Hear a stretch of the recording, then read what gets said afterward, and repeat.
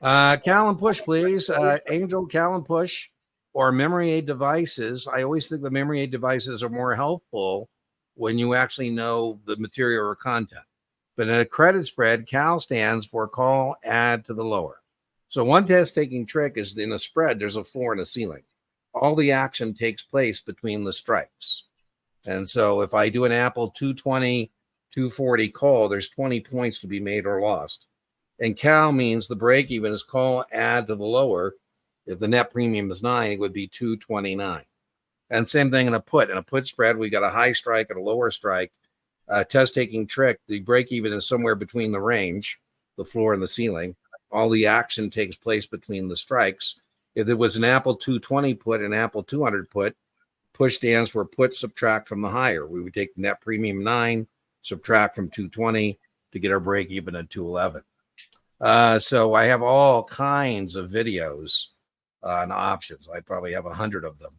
I have an advanced options video, the Angel, that I'll link in the video description. I have tutoring replays with advanced options where people give me permission to share their tutoring replay on advanced options.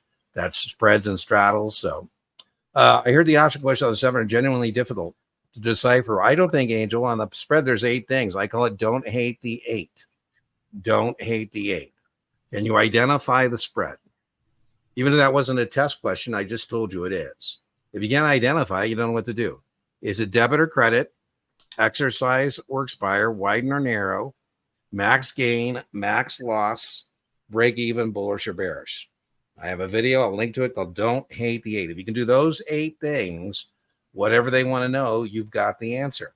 Now, Brian and I practice tracking money, and we have what we call the options matrix. And here's, Angel, where I would comment on our competitors. I think, unfortunately, people think that there's tricks that you can get by without understanding contract specifications. I think if you can understand contract specifications, what I mean, Angel, is you're looking at a short put, you're not fumbling around that's an obligation to buy the stock at the strike price. And you can track money, bring it on. You're going to want all the options you can possibly get. Brian, you want to add anything? Do you use Cal and push as memory devices or not? Absolutely do. Yeah. It's number one under spreads. Yep. By the way, good point. I don't start with the break even, Angel, but a lot of people do because that's a great pivot point.